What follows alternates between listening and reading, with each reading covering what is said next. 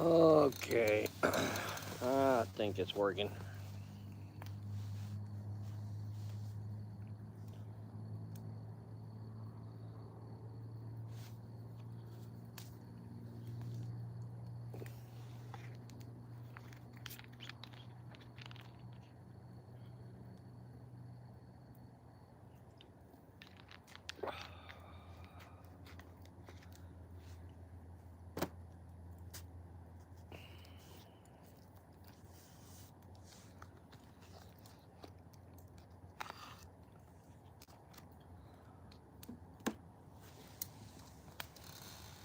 What's up, Backlash? Yeah, well, he ain't doing too much, so might as well share the fire.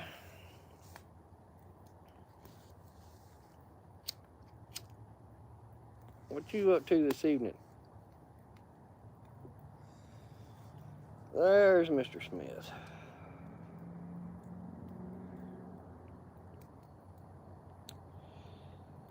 Yeah, it was too good not to share.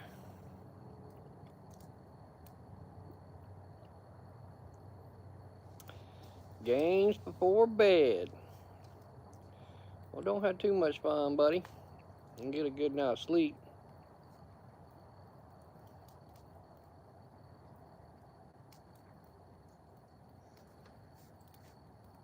I figured after my short today, I'd be kind of shadow banned, so I wish we'd get some rain, man. That's why I got the fire up close in my little tandem here. It's pretty dry around here, so I don't want nothing getting out of control. I thought I'd keep it simple. And try to get a fish. That's always good. I don't fish near as much as I'd like to.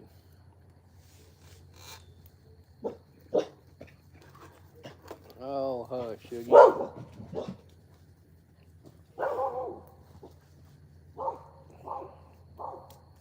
What are you fishing for, a bass?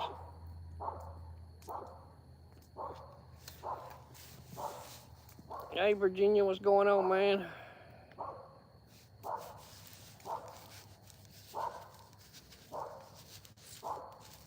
You bass fishing, cat fishing, whatever bites, right? I hear you.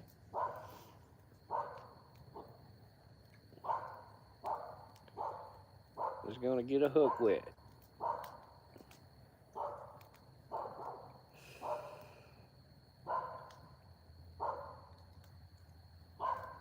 Yeah, Virginia, well, it's too hot in the house to have a fire in the fireplace, so it's kind of dry. I ought to be having one outside.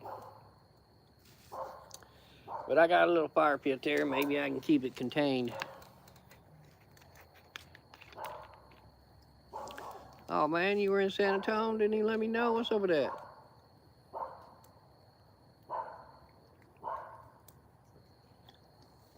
Bite. Hey, Rusty, how's it going, man?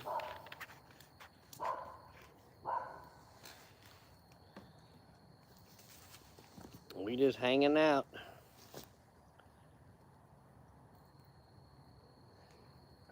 It's such a beautiful night tonight. Calm and clear, not too cool.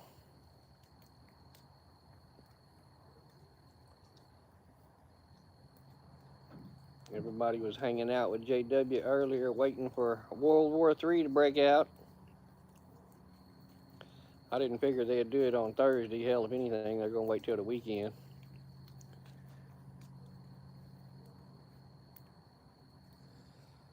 Let that second carrier group get a little closer.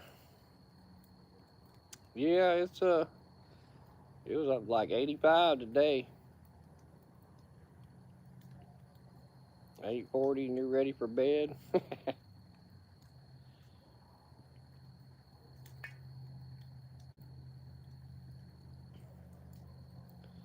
San Antonio for Fiesta. Well, the weather's getting better down here, so it's probably a lot better than Virginia.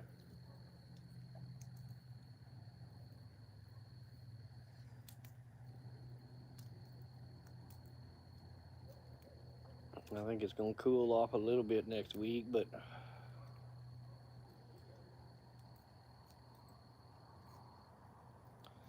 we might get one more freeze before spring.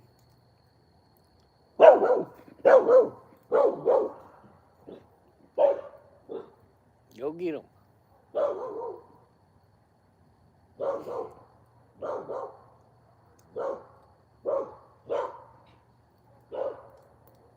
That'd be cool, Rusty.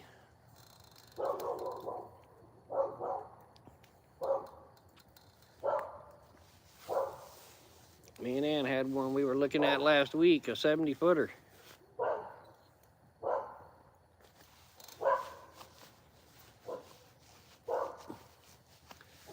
Back to coats.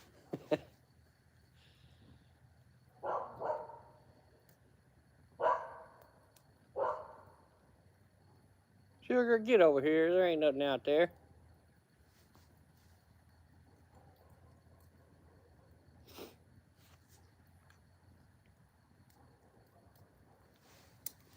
No, it's actually an Ocean Voyager.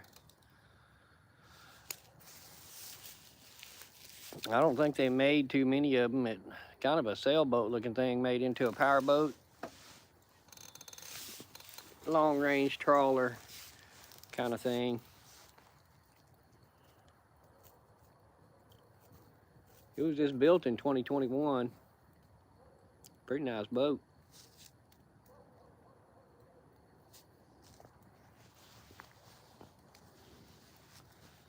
But in all of our discussions, we had kind of leaned more toward a big catamaran to get some stability out of it.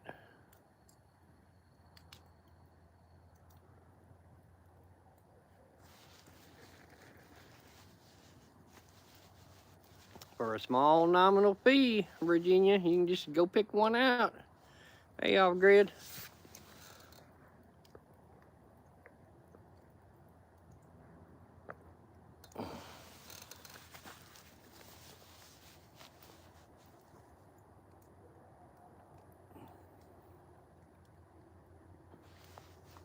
Right?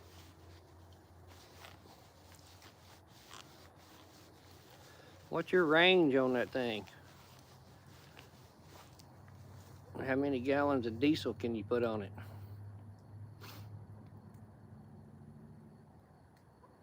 We really need something we can cross the Atlantic with.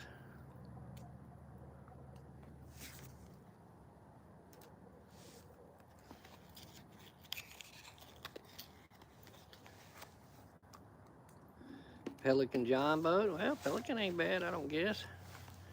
1550. I don't think that would get you. Well, I don't know, that wouldn't get you from Bermuda across over there to the Canaries, would it?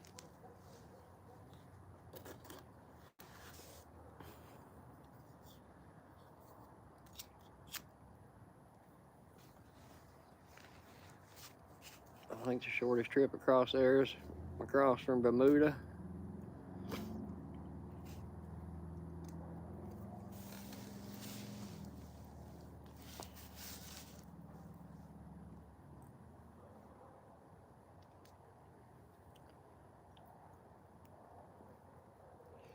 $60-foot Hatteras, that thing probably got some big motors in it.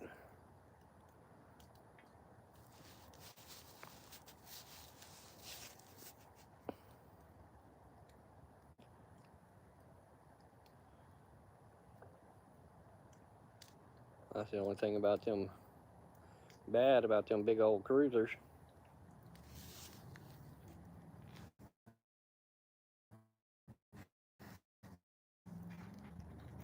Yeah, they said that's what that for 11, 12 knots. Yeah, 1,700 horse Detroits. Woo-wee!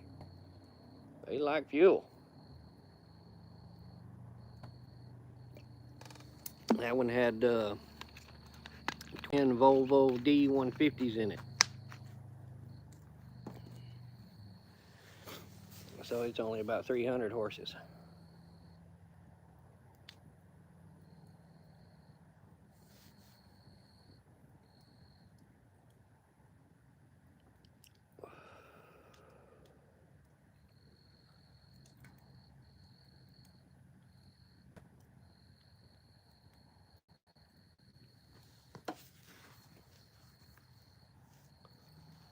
It'd be nice to head off and leave it all behind.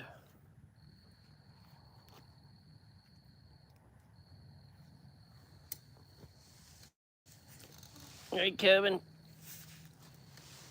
What's going on, man?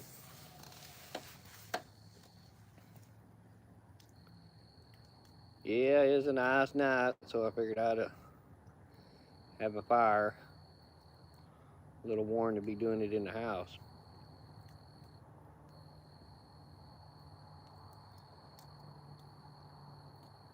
What kind of bait am I using? I ain't using no bait. Hey, Metal.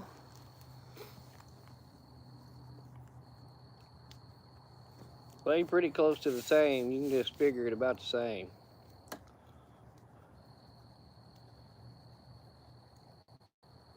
I think it's like 1.2 or 1.3. It ain't much. It ain't much difference. It ain't very fast.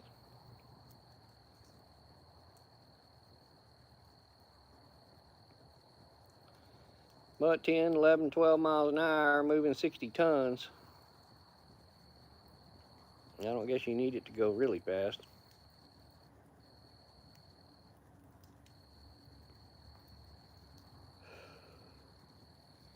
It just needs to go.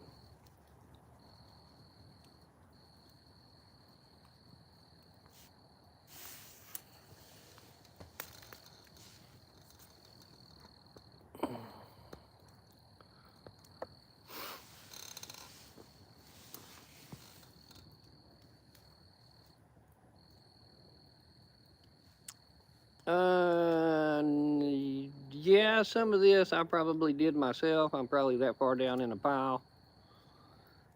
I try and get about 6 cords cut up for the winter here in Virginia, and I'm down to my last cord probably.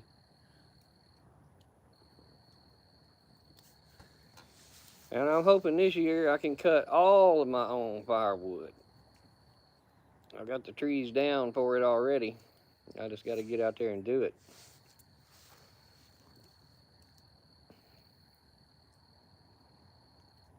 We probably did 3 or 4 cords here off of our property this year. I gave a bunch to my buddy.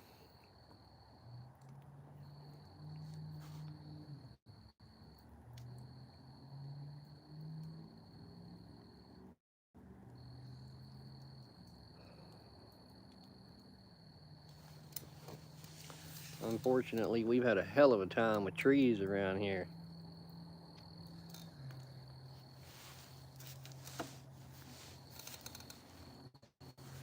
Between the pine bark beetles eating up the pine trees and the drought killing the oak trees, it's done a hell of a number on everything.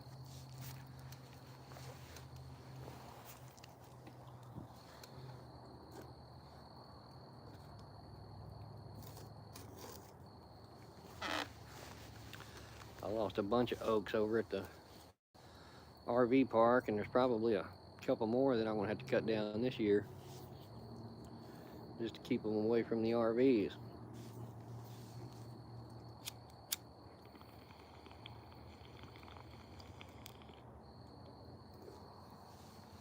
It's all oak.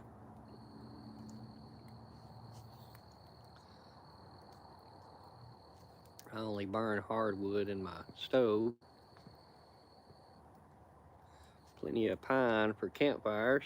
Oh, hush. Y'all bark at nothing.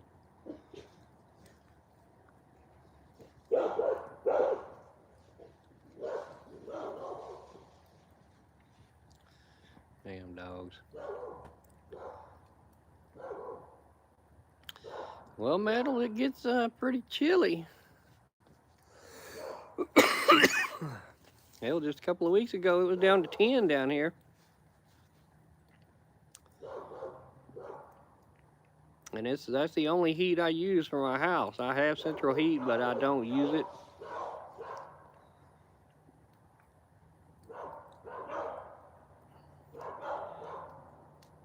Hey, bet, why? Yeah, it's been fairly mild. But I'm heating a big old house, so if it's chilly, I can use a lot of wood. And really, 10 years ago, we didn't get much cold weather.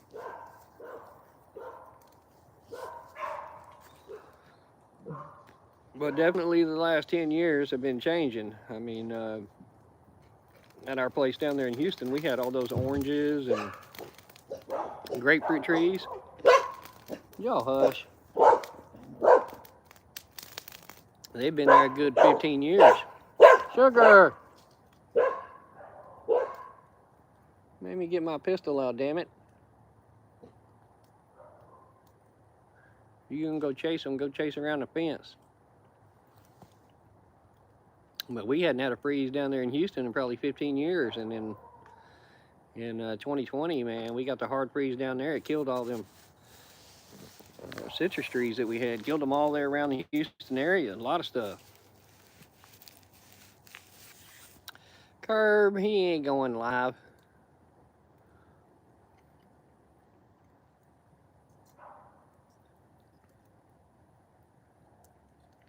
Oh yeah, the weather and the Mexican food.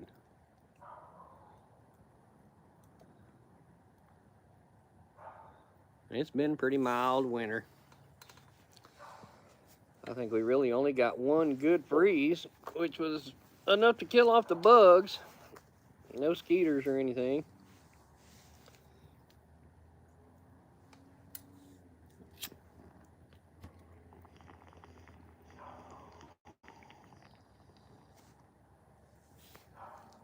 Hello, Mrs. Metal.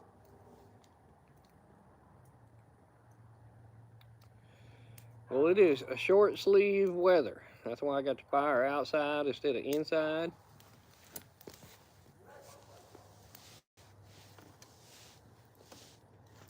Ah, the summers ain't that bad.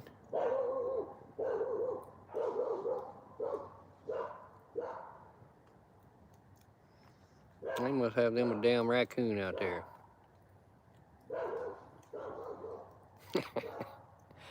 Hey, Cheddar.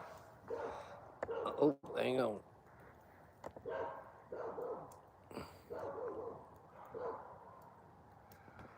I'm gonna try and catch all y'all tonight.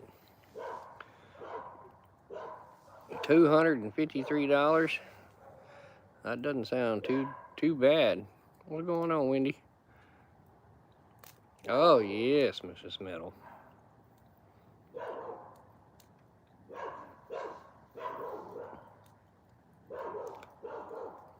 I know, Smith. A flashlight and a suppressor.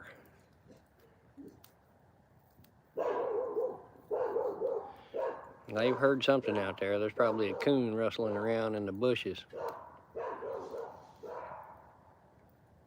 Yes, it is off grid.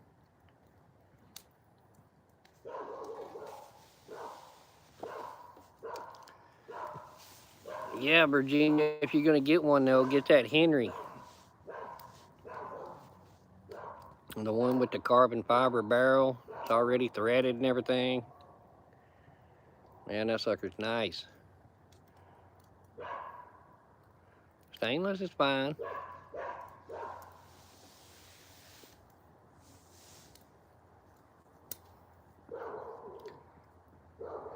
My birthday's coming up, so all y'all in the chat can pitch in, and I could probably go down there and get one. I'd let y'all all come use it.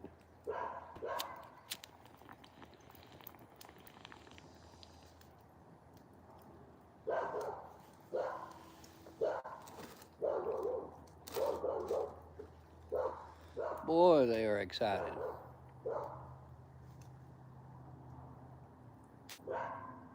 Well, see, Smith, you could give me yours and then go buy you the one with the threaded barrel, and we'll both be happy.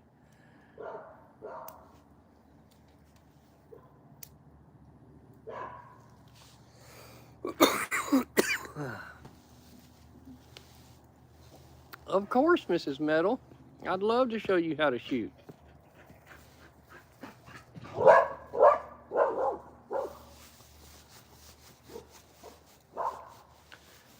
What am I saying? Mr. Metal has probably already taught you how to shoot very well. Me, old as dirt, Metal. I figured you could. I'll give you 750 for it right now.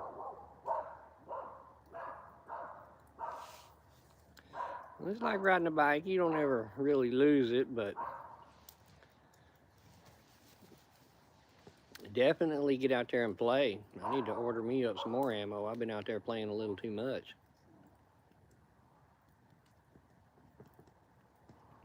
Yeah, Cheddar, they've done away with the 200 bucks, but you still got to get the stamp. You just ain't got to pay for it.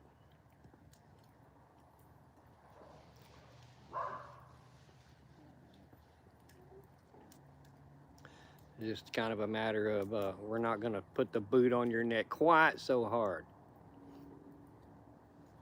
$2,000? Come on, man. I thought you was my buddy. Let's put some lube on it first, at least. Man, wipe the sand off.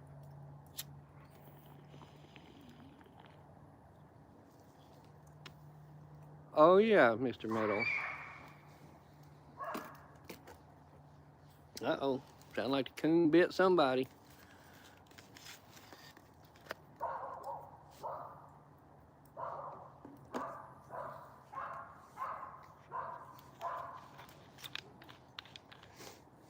They got something out there in the woods. What are y'all doing? Get over here and leave that coon alone. Go get him when he gets to the chicken pen.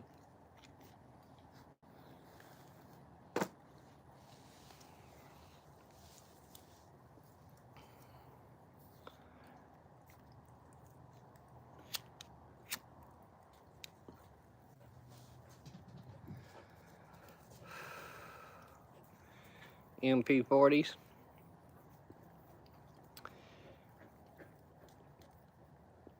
Well, my MP5 is at the gun shop right now. They putting an AS Super Safety lower in it. I'm hoping I get that thing back next week.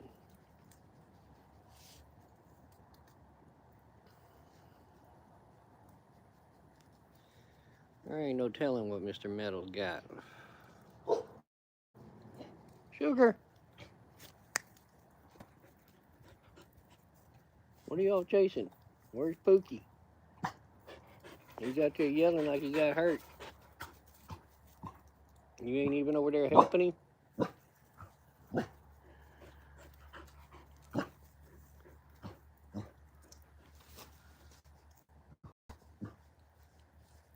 The dog don't come back in a minute. We may have to go do some Blair Witch kind of shit.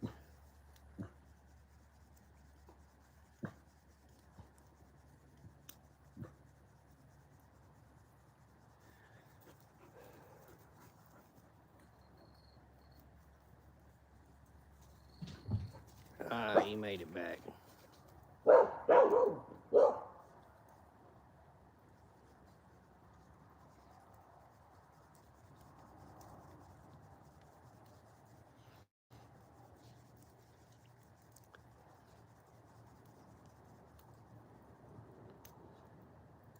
Yes, sir, Cheddar. No. Born and raised. I done picked the hill I was gonna die on here, brother.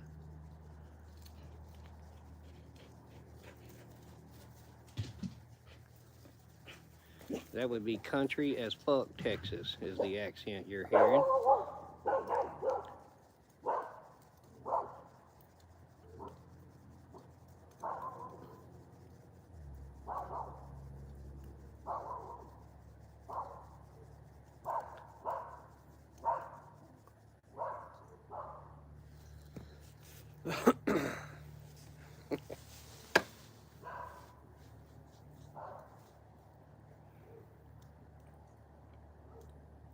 Maybe otherwise known as Texan as long as you're out of the city.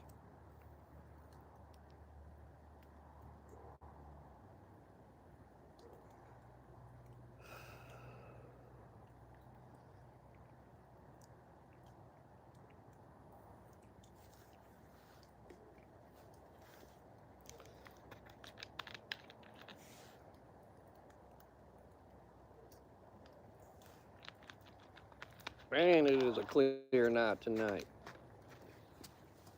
All right, let me go grab a couple pieces of wood.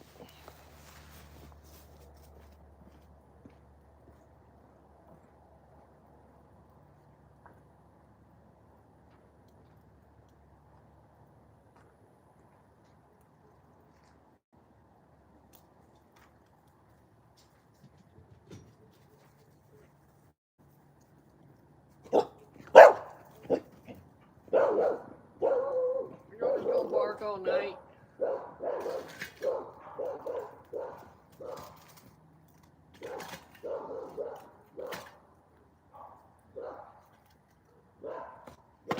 might not need that much on there.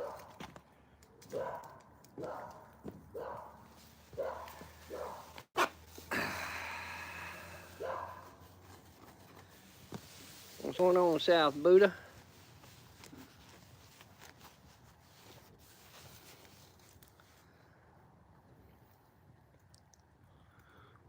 They'll make you a set, Cheddar.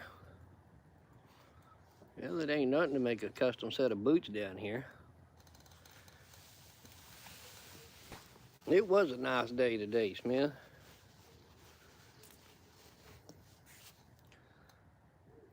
It was so nice, I didn't want to come over to the RV park and work.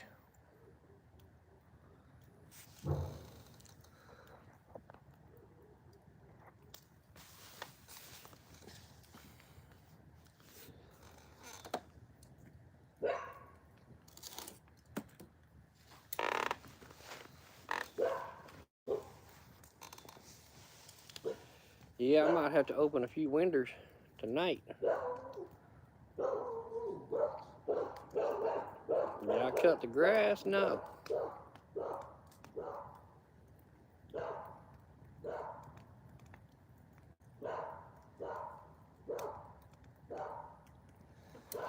Yeah, Metal, that's called the Texas state line. You know, there's Texas and there's everywhere else.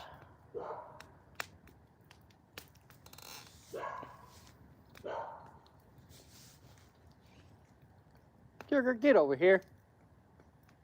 Get over here and hush. You're disturbing my peace. I'm gonna put you in the house if you don't hush. You can bark at it when it gets in the yard.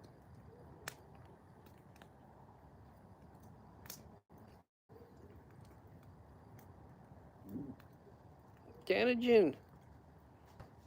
Hello, wife.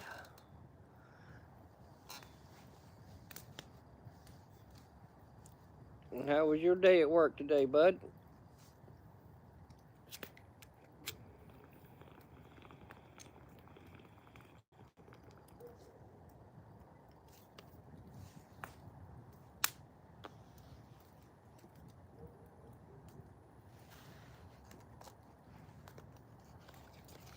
All right.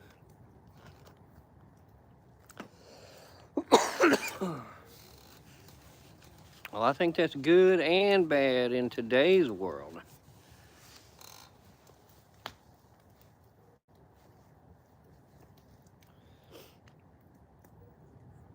I mean, you never know. You show up to work and it could just be holy hell.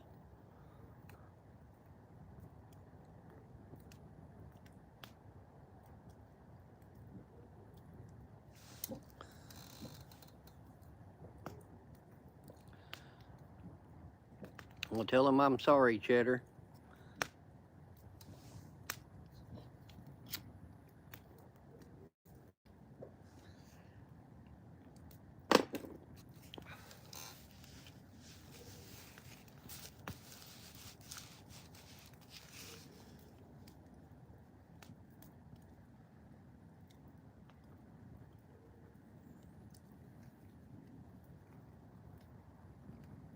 I saw that, Mrs. Metal.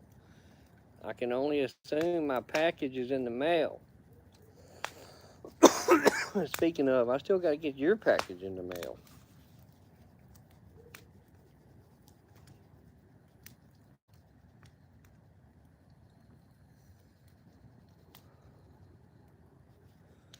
Those reminded me of the Reese's peanut butters we used to get at school. 40 years ago.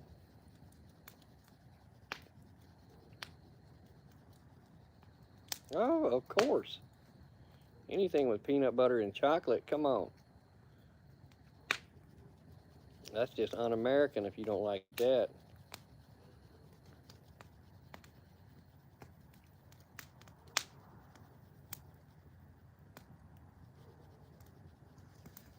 What, are you getting an early retirement or semi-retirement or something? 3 days a week almost sounds like not a bad deal. No, Cheddar, I ain't got nothing to make s'mores with.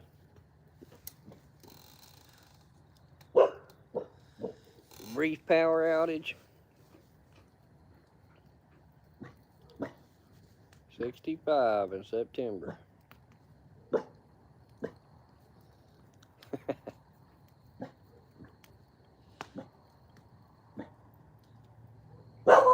Sugar. Enough.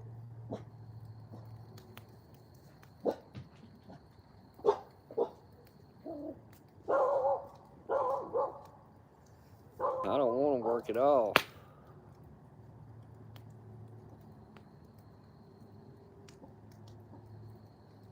Yeah, the power has been a bit freaky, but I've seen about 3 new substations they're building around here for whatever reason.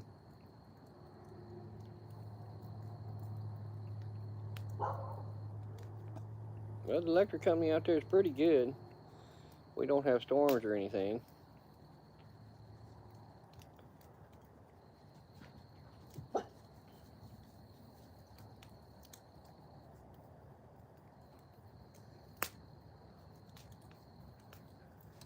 Anybody confirm, or Smith, did you confirm on Twitter whether or not we had started blowing shit up over there?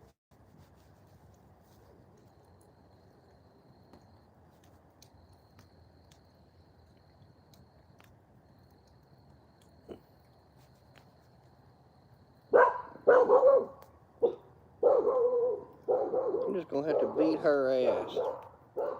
Sugar, get over here. Get over here.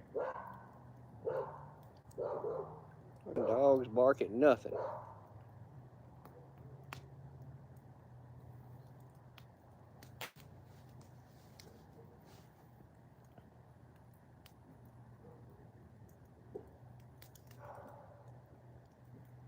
Uh-oh, there's one of them way over there. He's on the other hill. He's outside the wire. Get over here and lay down. Whip y'all's ass, disturbing my peace.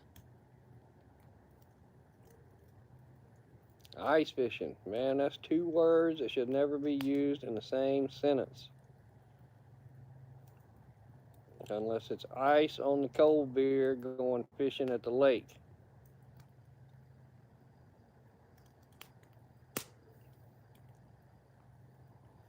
I went ice fishing one time. I actually made a video on it. It was in 2021 when we had the Texarktica freeze over down here. Our lake actually froze over. I went ice fishing.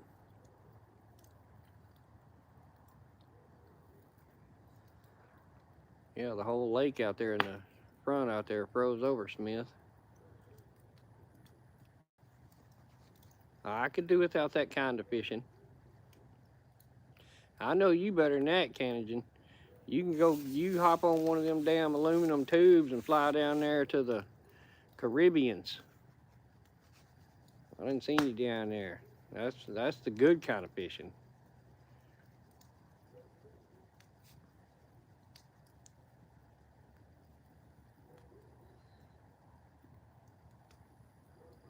Cold, ice, 14 layers of clothes versus bikinis and warm blue water. Come on, man.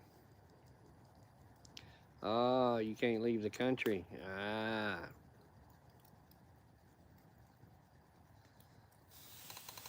Always something. There you go.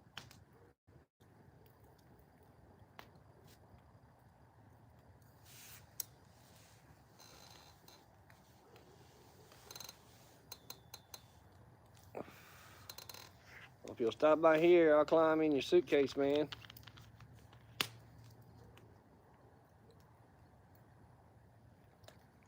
I remember that. Well, I would assume since you got a cruise booked, everything's been going good.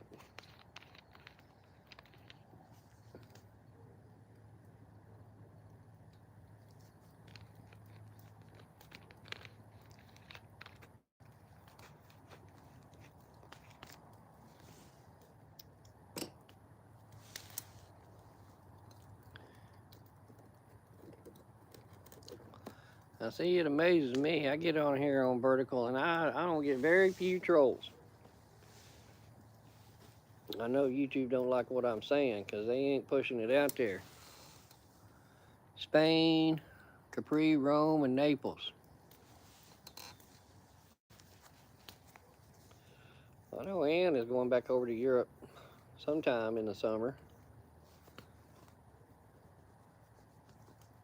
She always just stays right there around in France, though, visiting family.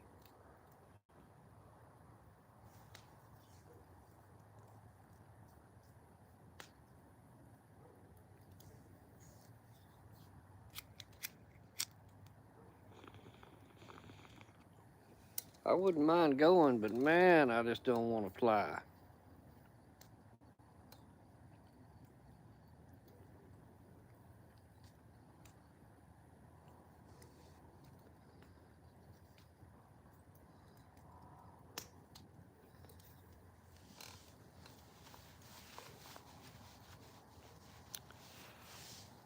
Yeah, I think that's what it takes her and the girls to get over there to France is 8 or 9 hours. That's reason number 2. I don't want to be locked in that damn airplane for 8 or 9 hours. Man.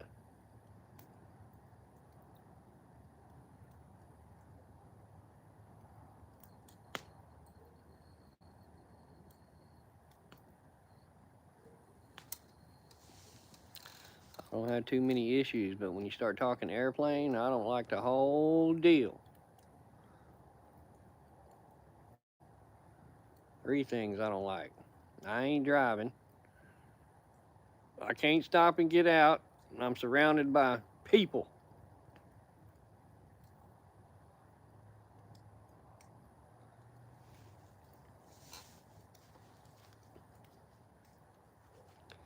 By the time we get to the end of the runway down there, I need y'all to pull over so I can step out and have a smoke.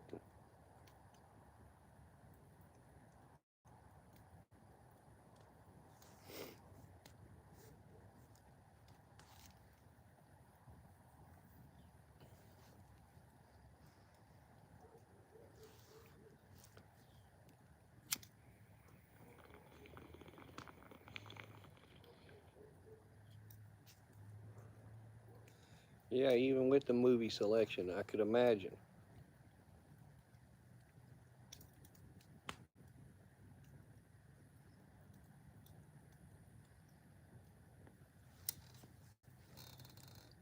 I just have to take me a handful of sleeping pills and look for my chair.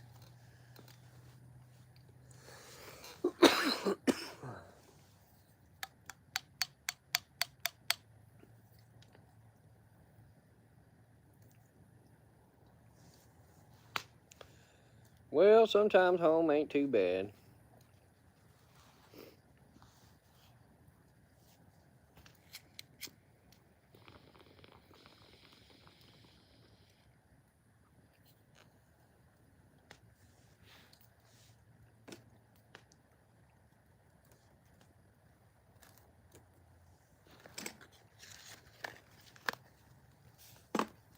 I'm sure y'all still got plenty of snow up there, huh?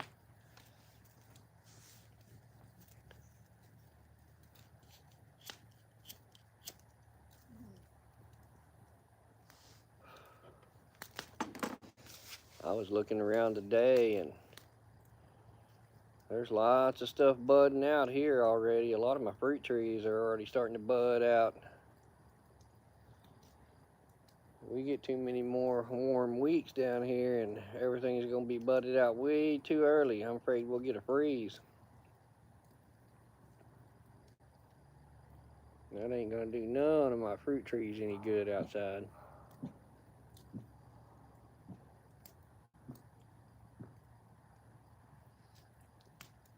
Hell, that other dog has got to be half a mile over there.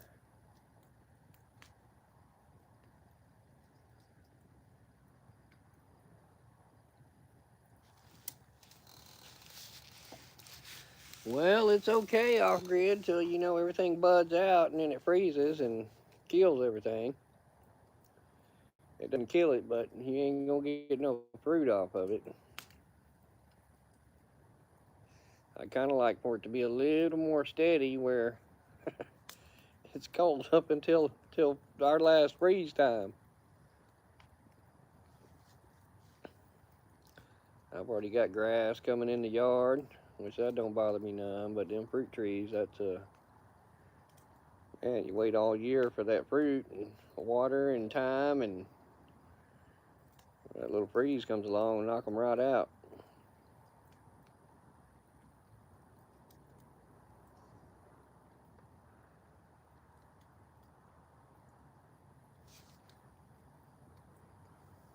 The bees have been out, and there ain't much out for the bees to be eating. And I hate to give them any sugar water.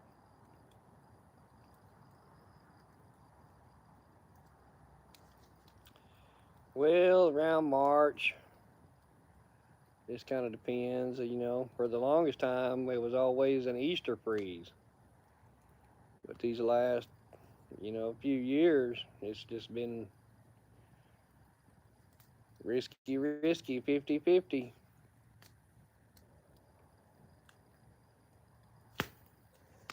Oh, trust me, I could deal with this if this would be the last of the winter, but I think we'll get another Arctic blast down that'll play havoc on everything.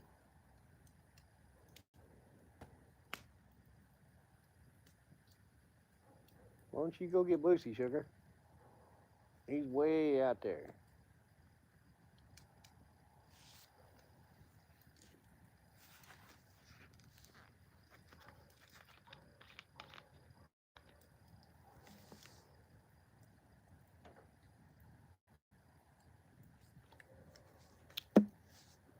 Everything's a puffing up and coming out like it's spring for sure.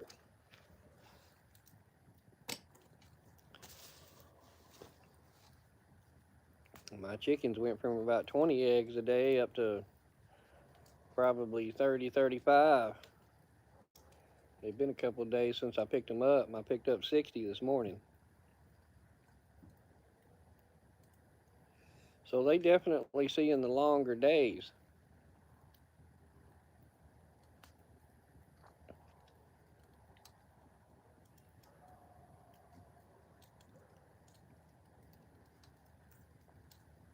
Those ain't even coyotes, sugar. You don't need to be barking.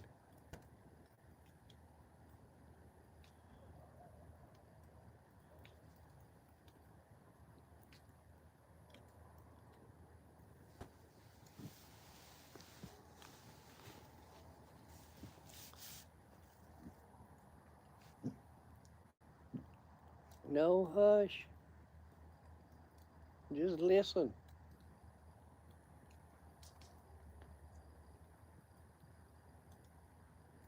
Should warm up in 2 months. That's what Jennifer was saying about her place. She had a pile of snow up to the roof. She said it'd start melting in a couple of months. That's just crazy, man. I gotta hand it to y'all.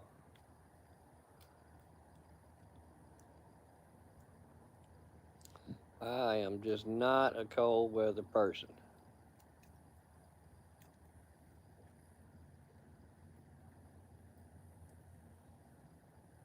I tried to enjoy it, and I've had to work in it, and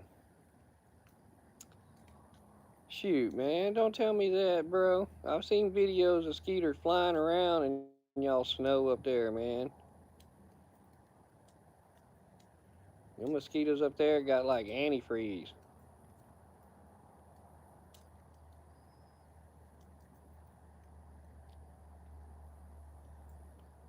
We had just enough cold freezing days here to kill off the bugs. I don't know how good it did on the ticks, but all of the flying bugs it pretty much got rid of.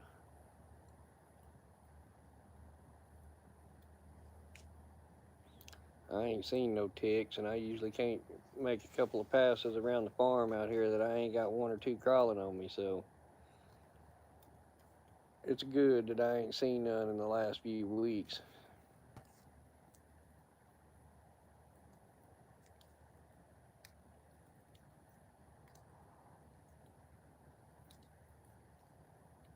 Yeah, they wake up around May.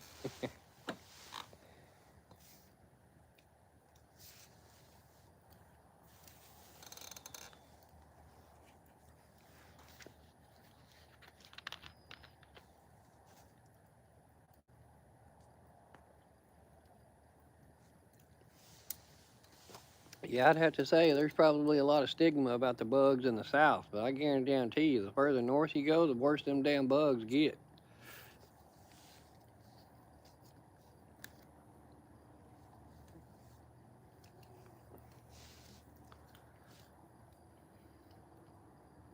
Hey Jennifer, I was just talking about you and your snow mountain that you have out there by your house.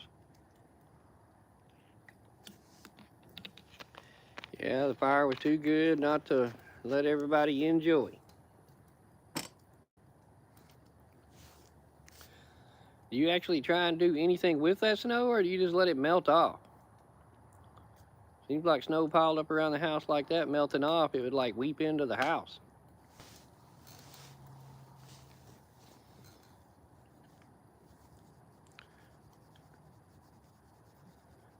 If I seen snow like that, the first thing on the shopping list would be a snow remover, Bobcat, heated cab, like serious snow removal equipment. Yes, I want all of it.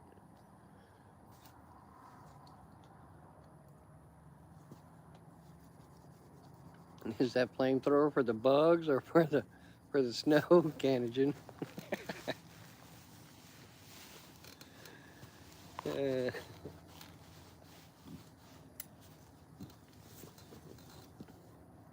if it stays dry around here, we don't have a mosquito problem. That's the good thing about down here is if you ain't got no standing water around, you ain't got no skeeters.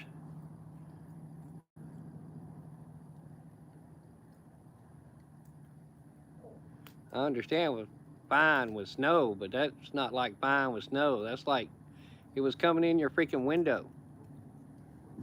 I mean, from the ground up to your window, it's coming in.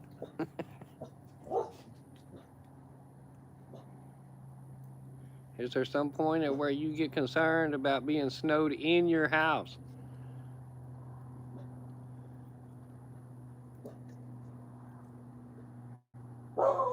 Oh, the fire ants are out here.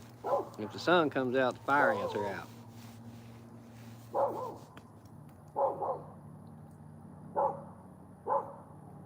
Oh, Grid, if you hadn't seen her video, go look at it. If the snow is so high outside of your house that it's coming in your window, it's just time to move.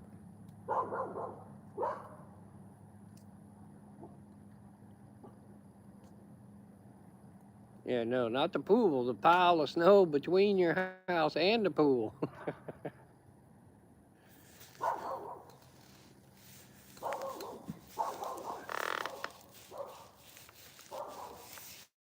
No, Off-Grid, it's not bad, it's terrible.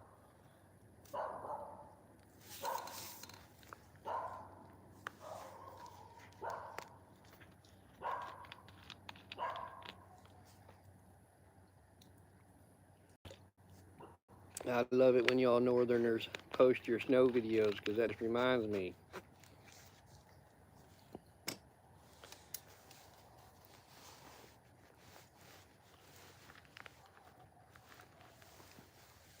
I saw your path, Canadian.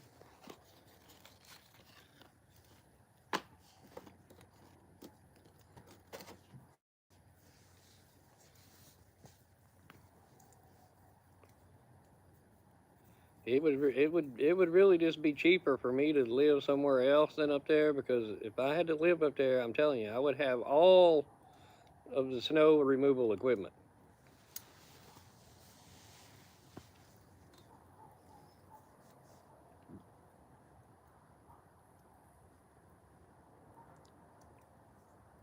I mean, like heated driveways, heated sidewalks.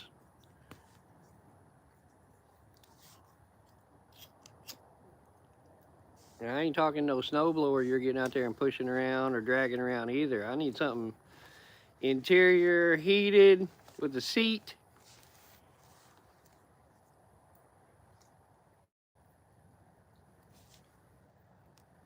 It'd probably be far cheaper just to own a snow removal company. That way I could use all the equipment for free.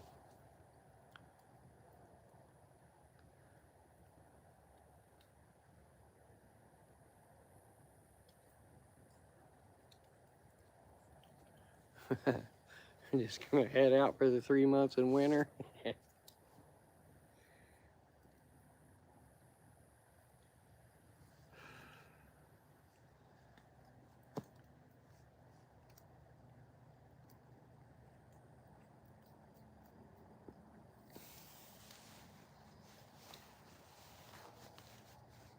All right.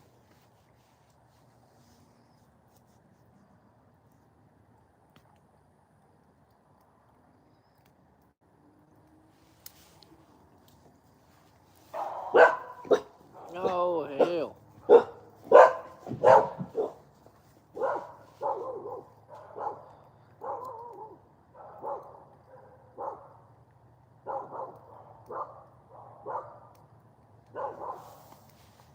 Well, I definitely prefer not to see the white stuff around here.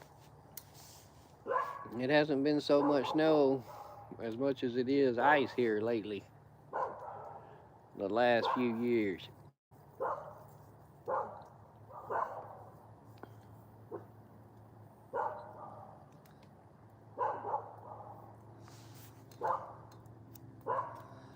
Oh, Canadian, they'll bark at any damn thing. Freaking leaf blows on a tree and they gotta go bark at it.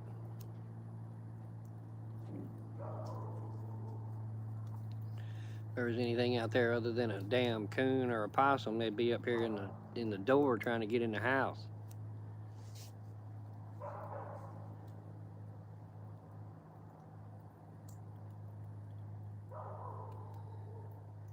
But as long as they barking, there ain't nothing messing with the animals down there.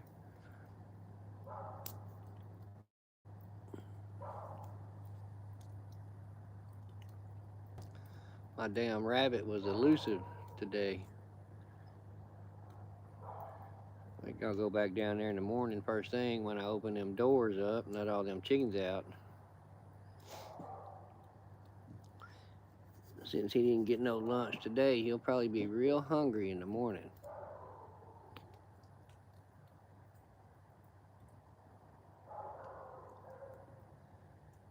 Yeah, that's a pretty nice stove you got there, Jennifer.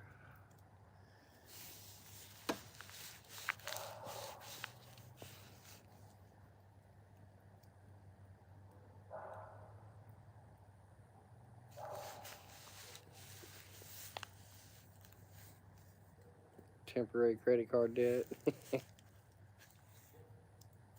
Yeah, no more chopping wood. Just a small nominal fee, Canadian.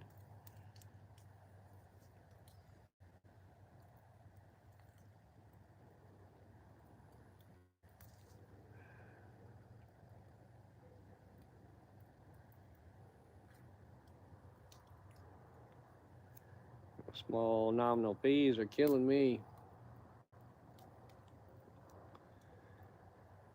Damn generator out here rolled over on 300 hours last week. And supposed to have a tune up at 300 hours. And it's at like 304, 305. I mean, it's the oil and everything's still good in it. And the damn thing cranked off for its weekly test and backfired. And of course, the intake manifold on it is plastic. So when it backfired, it blew a hole in that intake manifold.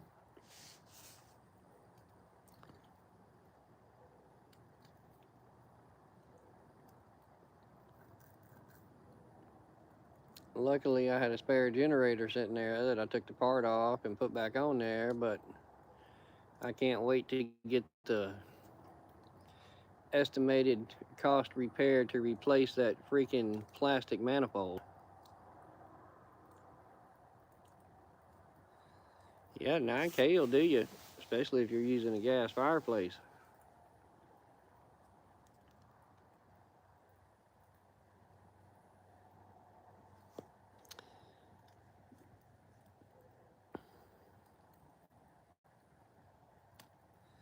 Yep, that's the one, JW. It blew a hole in the manifold probably about the size of a baseball. I'm sure that intakes just, I mean, they probably give those things away.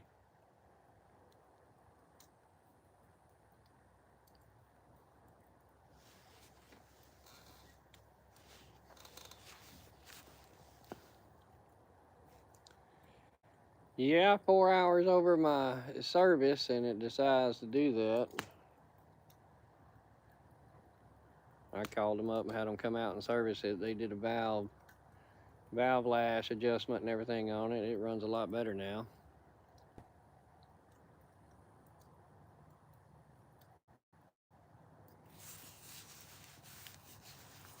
Yeah, that is nice. We had one installed down there at Houston. There's a few people in the neighborhood that have them.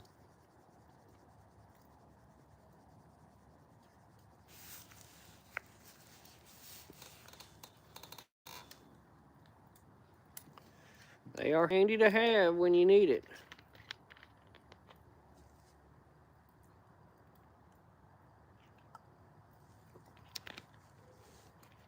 Mine's not a matter of being handy out here on the farm. I have to have it. There are some days the sun just don't do it.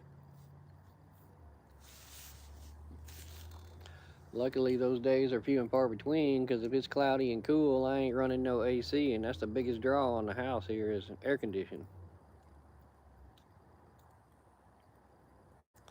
Who was it talking about their electric bill a while ago? They still in here?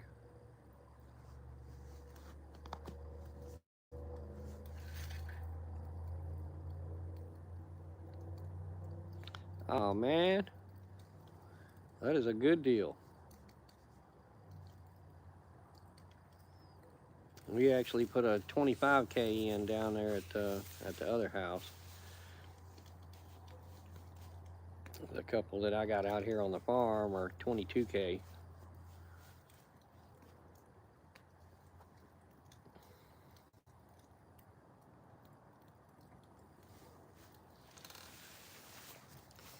My batteries are about 65,000 watts, so I get about 16, 17,000 watts out of that generator continuous.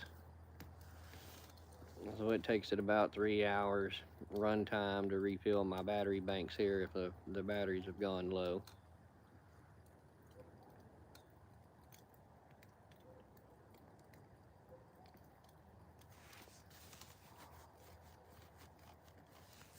If I ain't running the ACs, it's I don't really have too many problems with the solar. I'm heating everything with wood, so there ain't no power usage there. What little bit it takes to actually run the house ain't bad. Them ACs, man, whoo.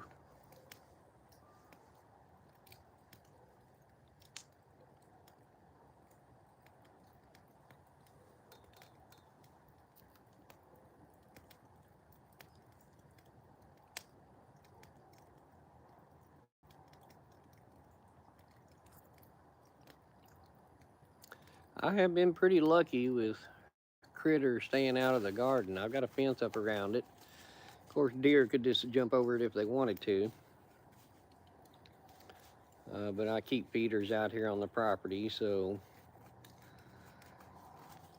I guess generally there's enough movement and activity around here. I've been lucky with the garden. They do sneak up in the orchard down there every now and then and chew on the fruit trees, but later, Canadian. Thanks for stopping by, man. Stay safe and don't work it too hard.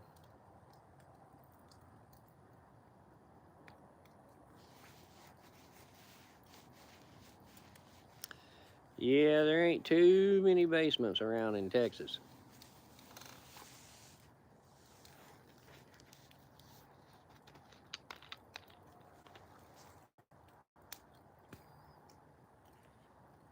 It ain't bad. The heat for us down here is just like the cold for y'all up there. Once it gets so cold and so bad, screw it. You ain't going outside and doing nothing.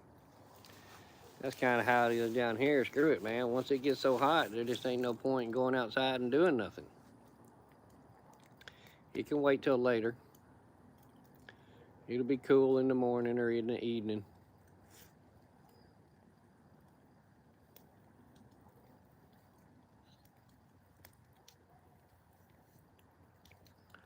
Find some shade.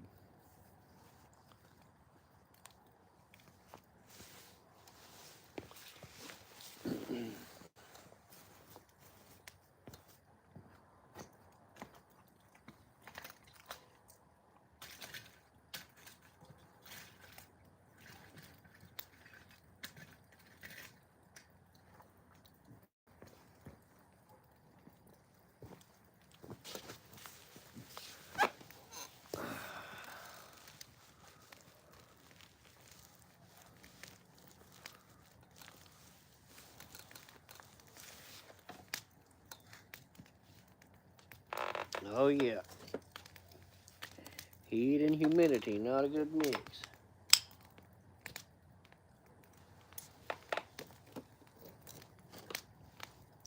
That's the way Houston is.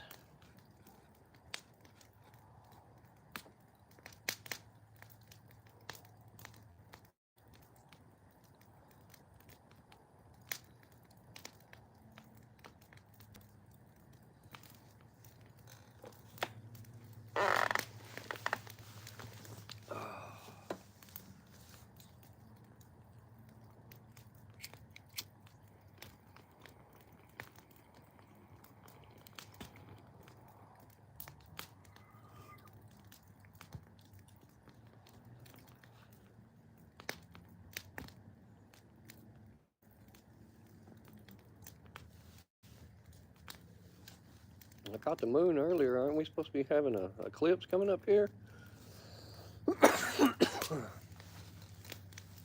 Or I think we already had the lunar eclipse last week. It's supposed to be a sun coming up here in a few days or something.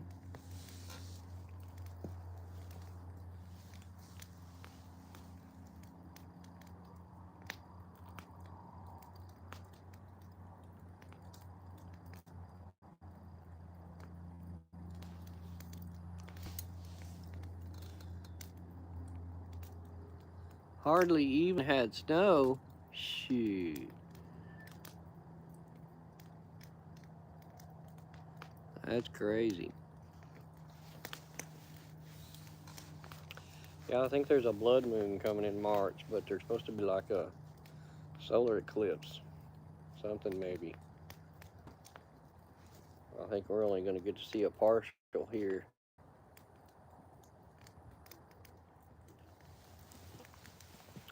I found a video on my camcorder of the eclipse that we had here, that full eclipse we had here a couple of years ago. I need to upload that.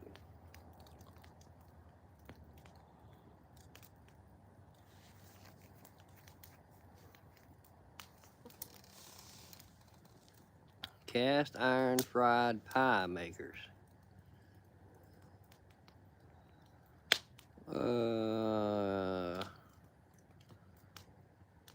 I don't think it's called a pie maker, but I got a cast iron thing that like hinges together.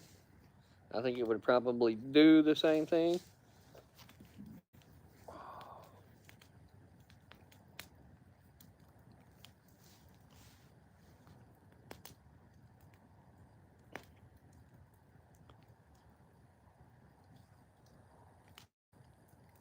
Yep, 2 long handles.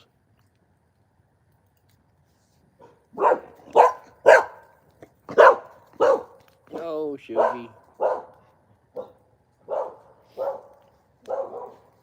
Nope, I don't need no 2 feet of snow, especially for 1 or 2 months.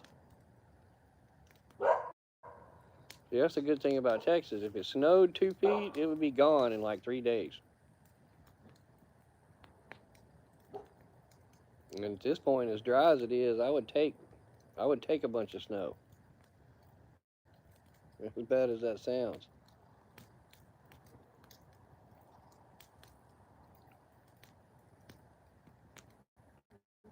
It's been a very, very dry winter around here.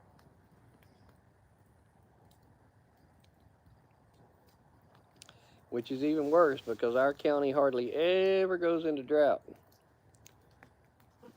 Yeah, melt when it hits the ground. Yeah.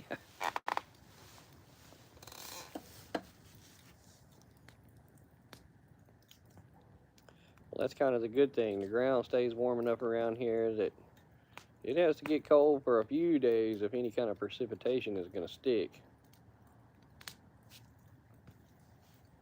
However much you got is entirely too much. If it's coming in the windows, that's too much. It's pretty. I will view it from here, from behind my screen.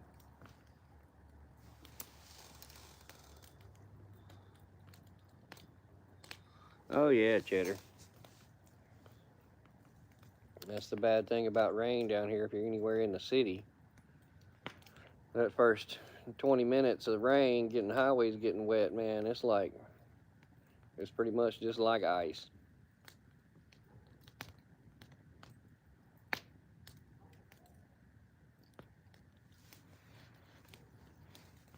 Fresh running water is always nice. And that's one thing lacking in Texas is rivers. And we don't have a bunch.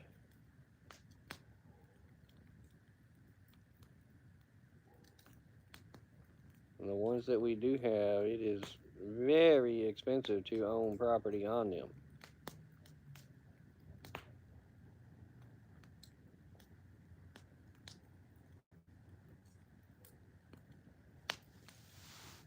To give you an idea how dry it is, there is only one natural lake in the state of Texas. Only one.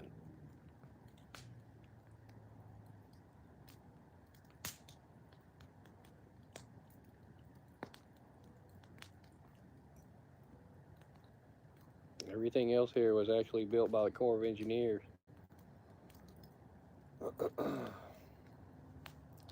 So water is a hot commodity. Are you talking about to fill your pool up? Because your well pump shouldn't be running on your pool all the time. Nah, Cheddar, I'm in my front yard, man.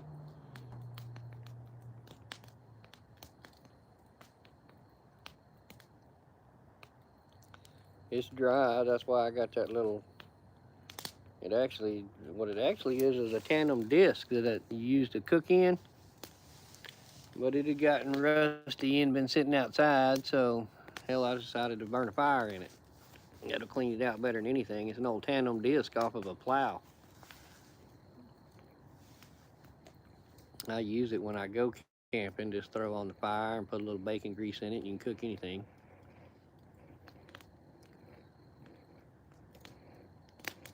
$2,500 a year, that's cheap.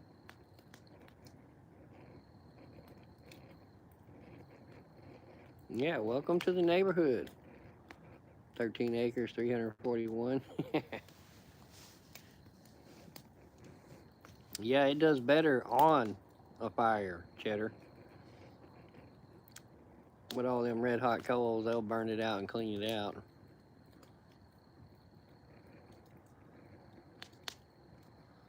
But that'll keep it contained because it is pretty dry around here.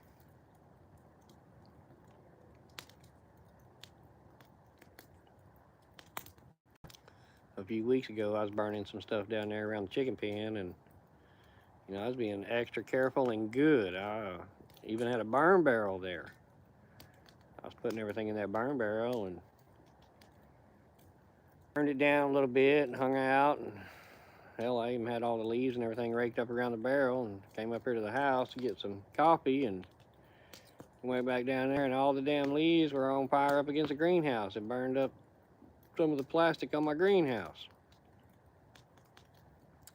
Yeah, it's actually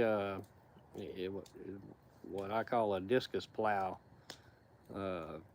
Farmers use them. They're on a big plow, man, and it's a round iron disc about 18 inches in diameter. They're usually lined up on a plow, and it tills the dirt. But my whole life, and probably long time before that, they've been making them forever. But I guess some guy got the idea to weld the hole in the center closed where the axle went through for it to turn, and basically it's a steel lock. Yeah, a disc for the gardens. I got one out here I use on the garden.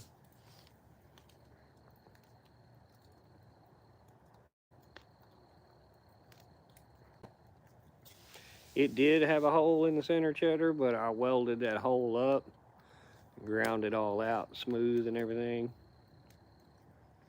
Like I said, it's basically a cast iron wok.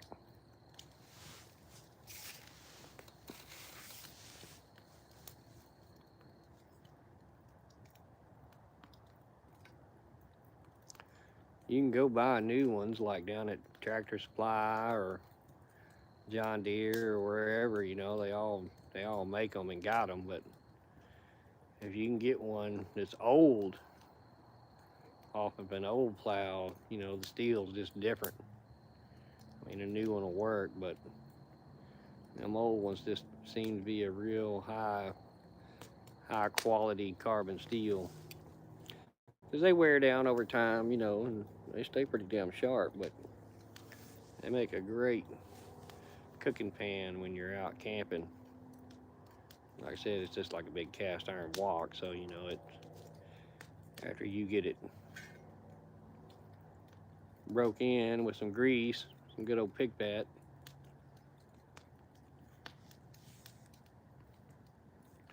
it cooks pretty good. Art's got something kind of similar, I think. I've seen him cook on it a few times. His just may be a big cast iron skillet.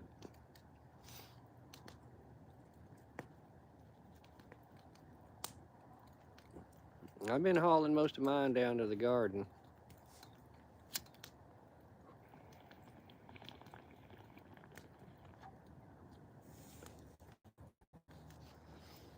I think I need to make me a new spot for the bees, a new elevated platform for the bees.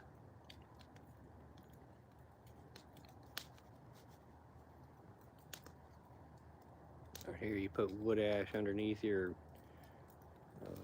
beehives, and it keeps the hive beetles and wax moths away from it.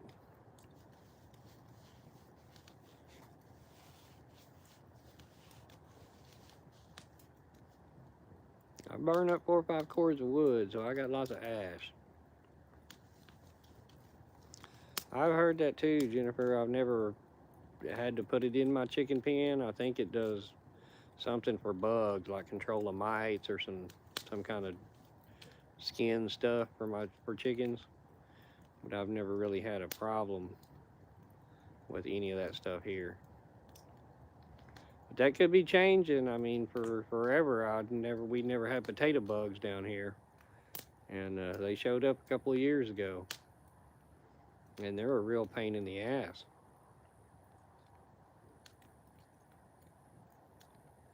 So there ain't no telling what kind of new bugs are going to be showing up and around.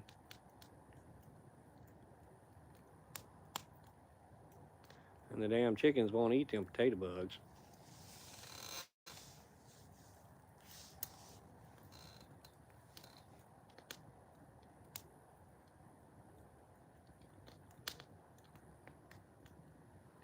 Oh yeah, Cheddar, you put out honey water or sugar water and they'll come from miles around. But that's okay, feed them. I tend not to give mine any sugar water just because I don't want them having the sugar. It totally makes the honey taste different. My sister lives a few miles away from me, and they got into bees when I did, and they got a few hives over there, and you know they feed them every day, man. They put out sugar water every freaking day, and she gets a lot of honey. I'll give her that. When they harvest a lot of honey. But I don't put anything out. It's all natural, and when I harvest my honey, it's a different kind of honey.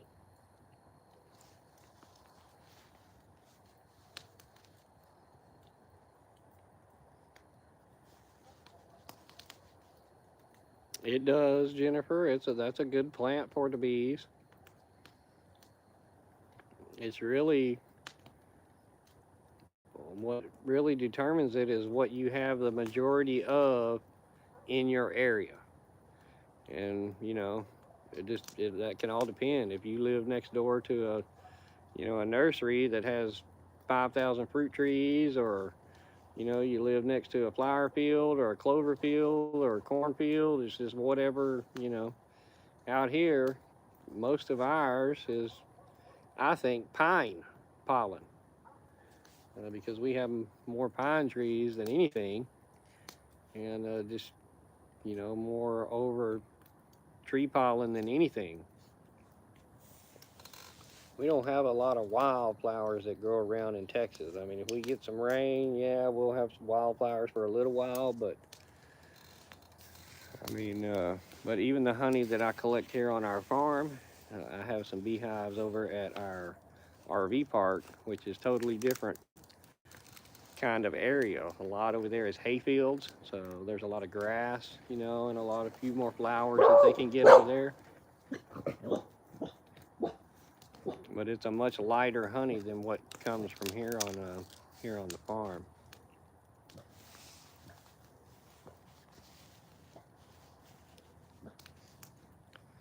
Yeah. You can hope that they come, but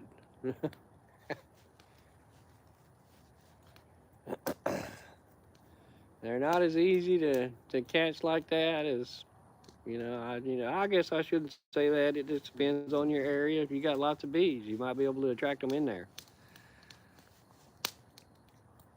Yeah, cedar and spruce. I mean, I got a lot of cedar here. There ain't no spruce, but tree pollen seems to make a real dark honey. Flowery pollen seems to make a real light colored honey. Apple trees will make good honey. It's all pretty good. But I just really like to go all natural. I mean, our place out here, I don't do a lot for the animals. I mean, other than food and water, and I try and let them free range as much as possible. It's survival of the fittest, unfortunately. I mean, obviously we provide shelter and everything, but we don't pass out a lot of meds and give a lot of free treats and stuff, and they got to get out there and work for it and do their job.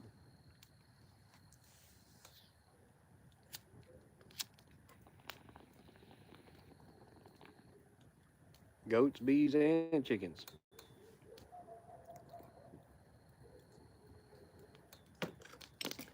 Nah, it's really just better to go buy some bees. People around there will have them for sale. And once you get comfortable working with them, or if you can find somebody around there that's got them and you can get comfortable working with them and identifying them. Uh, Generally, during the spring, there's plenty of people that want them removed off of their property. So if you got the suit and the boxes and everything, you can go out there and gather them up and, you know, rehome them to your property.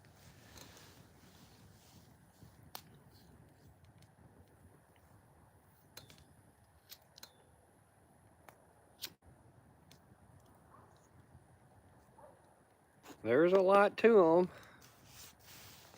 I don't spend near enough time or dedicate the time or effort to my bees. Again, I put them out there and I provide them a good place and I don't put out any pesticide. But I've lost a lot of hives over the years. Some to, you know, the wax moths, and some just because I didn't catch them in time whenever they swarm. But I let them do their natural thing. If they swarm out and I lose them, I figure it's just good bees for the area.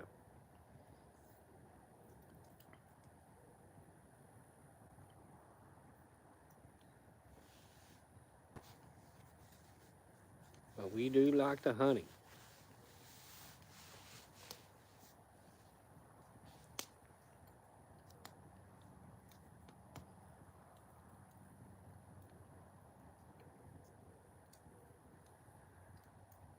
I like them for the garden. They definitely make a difference with the garden and the fruit trees.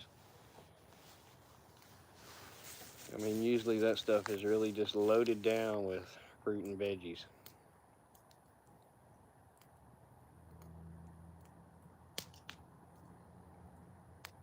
Yeah, you can, Cheddar.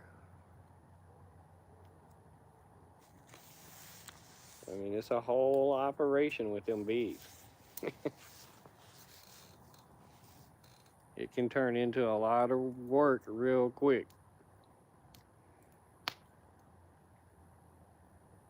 Everybody has their own idea of what they think works best and what they've done and what other people do and this and that. And some people can work bees without a bee suit on, and you know it's a crazy hobby commercial industry. I can tell you, them bees are freaking wild insects. They can and will kill you. I would never, ever, never, never work my hives without a bee suit on.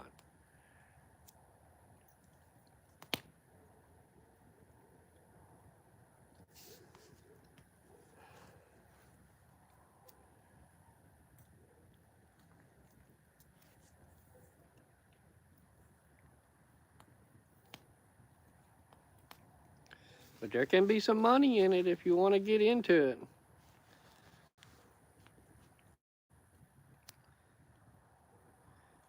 Yeah, I wouldn't even do the waist up thing, man. I wear a full suit, brother. Bees are crazy. Have you got to go around any hives or have a hive or anything yet? And I shouldn't talk bad about all bees because most bees, like if you're buying bees, if you get bees from a guy that works the bees and has the bees and sells the bees, chances are those bees have been worked by people. And they're like most of your farm animals, they get used to you being around there, but they know you. They know what you smell like, look like, walk like, how you act around that hive. They can feel you, just like a dog can sense how you are. And if you get out there and work them every day, they would probably be a lot better and easier to work with. But I don't. Basically, I get in them twice a year. I get in them in the early spring and put my honey boxes on them, and then I get in them in late fall and take those honey boxes off.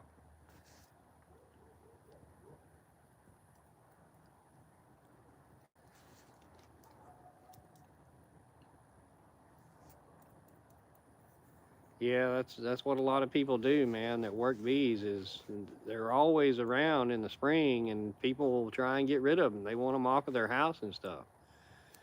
And you can go over there and catch them, you know. And you can dig through there and get the queen, and there's generally honey involved, and it can, you know, it can turn into a big mess. If you're lucky enough to find the swarm like on a tree or something, my problem with them out here when they get out of my boxes, because it's natural for them to swarm. The queen thinks she's out of room and she has to go out once a year and breed, and at the time that she goes out, they swarm. And she can either choose to go back to that hive or she can leave and find another hive. It doesn't necessarily mean that, you know, your hive is a bad hive, but you know, that's her natural instinct to colonize other places. So they leave and find a different place to make a hive.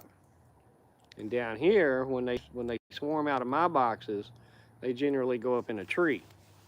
But it's too high for me to get up there and be able to catch them.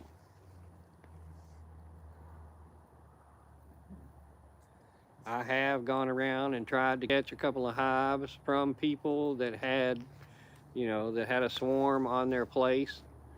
But even the couple that I caught and brought back here to the farm and put them in a bee box, they didn't stay.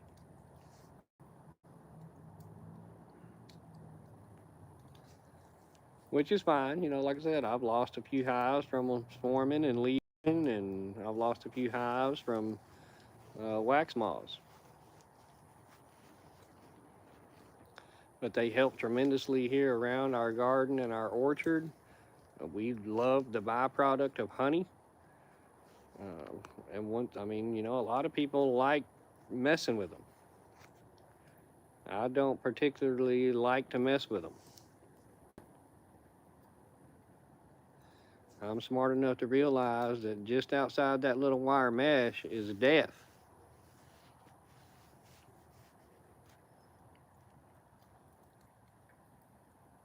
Now, that's a good question, Cheddar. When I originally bought my beehives, the slats that came in them already had the wax sheet in the slats, so they came with it.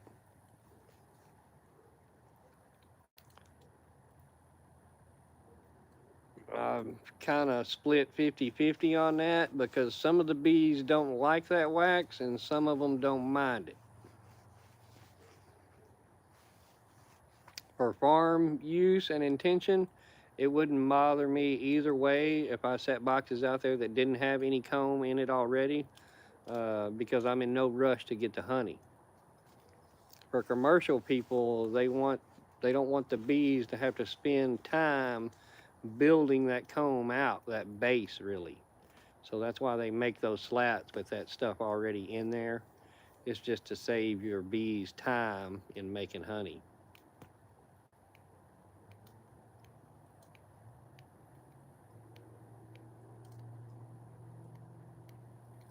Yeah, again, Jennifer, there's all kinds of ways and issues and problems that come with them.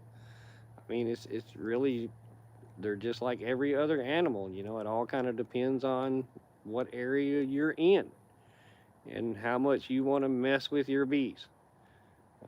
You know, a lot of people fight off pests and bugs and things, and they spray them with oxalic acid, and they, you know, they do all kinds of things for their bees, and I don't do that. I put them out there in boxes, and I gave them a good place, and I give them a garden and fresh water, and I let them do their thing, you know. And if predators take over their hive, you know, it's just that hive was not strong enough to make it. I just have to chalk it up. And I've probably had in total, I would say 12 hives out here that I tried to start by going and buying, you know, a set of bees and everything.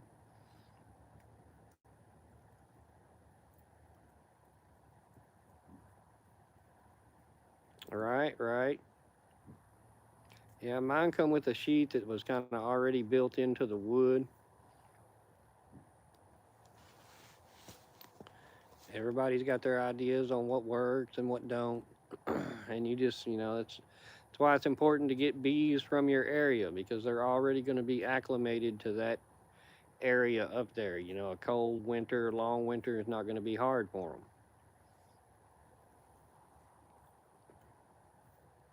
But you can't get greedy with the honey. They got to be able to live through that winter, and the honey that's in their box is what's theirs. I run double boxes on everything with a honey collection box on top. So I leave them two full boxes of space for honey and larvae and all that for them to have, and that third box on top is what I take my honey out of.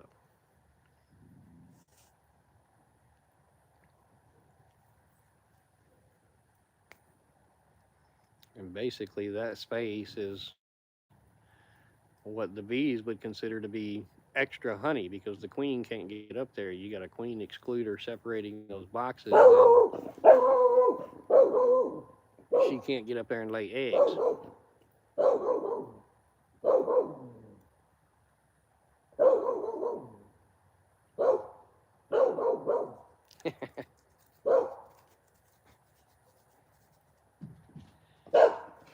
Would you hush? Yeah, I don't treat ours in any way. I mean, it comes straight out of the hive, and I cut the wax layer off of the top of it and put it in a spinner and spin it out. It comes out of the bottom of that spinner, which is not heated at all. It's just room temperature. It comes right out of that spinner, goes right through two stainless steel sieves and into a jar.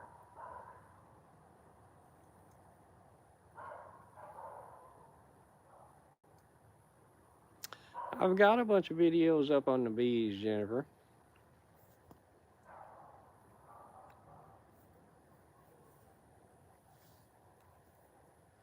There are a lot more people that are way more knowledgeable about bees than me. Like I said, I don't mess with mine near enough, and that's one reason they're probably so pissy when I go over there and mess with them because, I just don't.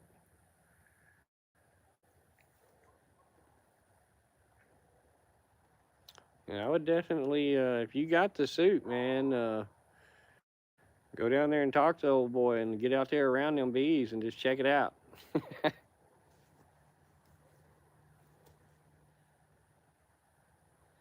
Wherever you are, Cheddar, there's somewhere around there, man. I mean, it ain't hard to get them, and they ain't hard to mess with.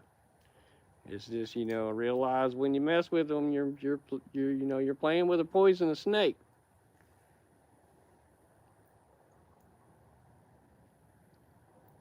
And if you ain't careful, he will bite you. And them bees are the same way, man. But somebody around there will have them, and you can should be able to get what they would call a nuke, which would basically be 4 or 5 of those frames inside of a plastic box. And you could go pick up that nuke. They could seal it off for you, and that nuke will come with everything. A couple of those slats in there will have honey. A couple of those slats in there will have larvae, and the queen and the majority of the bees will basically be on 1 or 2 of those slats. And you take that plastic box home and basically transfer it into your hive. Those slats will fit right in between those boxes. And you just take those slats with that queen in there and stick them in your hive and close it up.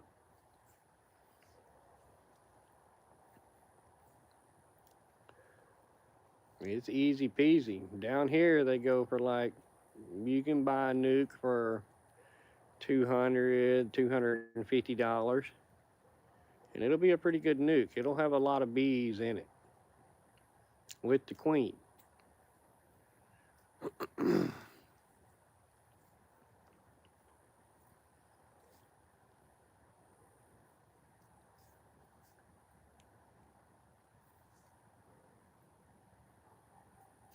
Yeah, The stings themselves ain't too bad from the honeybees. The problem is, uh, for honeybees, when they sting you, it pulls their little stinger out. Basically, pulls their guts out and kills them. And when they pull that little stinger out, their whole world operates off of pheromones. And that little stinger sends out a signal to all of the other bees. And, it's probably within a good 10 or 12-foot distance of you that those other bees can sense that pheromone. And that pheromone is telling all of those other bees to bite right here. It's like a GPS homing device. So all of the other bees are now finding that spot. And it only takes one of them. One that you squished on your arm, or you bent the wrong way in that suit, or he got trapped in the netting, or something that just pissed him off for him to sting you.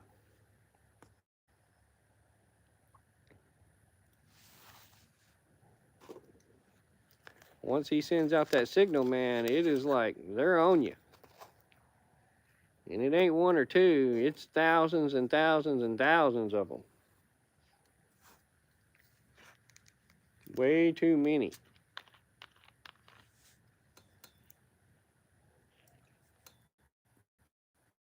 Yeah, I see lots of guys working without protective gear, but I'm smart enough not to take that risk because, like I said, it only takes one. One day working a hive that, whatever, they didn't have a good day, or the queen is pissed off, or whatever it is, man, and they are not nice. And they are all looking for a way into that suit. They can smell your breath. They know where your face is. The instinct tells them to go to your breath. That's the important part of your body, where that air is coming in and out of your lungs. That's what they're trying to get to. And they're like trying. I mean, you can feel them. They're digging for a hole in that suit.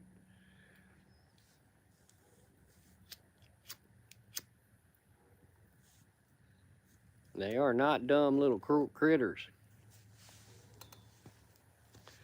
Okay, guys, I got to get off of here and make a phone call right quick to my wife and kiddos. But I'm going to sit here and enjoy this fire for a little while, so I'll come back on live here in about 10 or 15 minutes. I appreciate y'all stopping by, and I'll be back if y'all want to sit and chit-chat about the fire. Thanks, guys.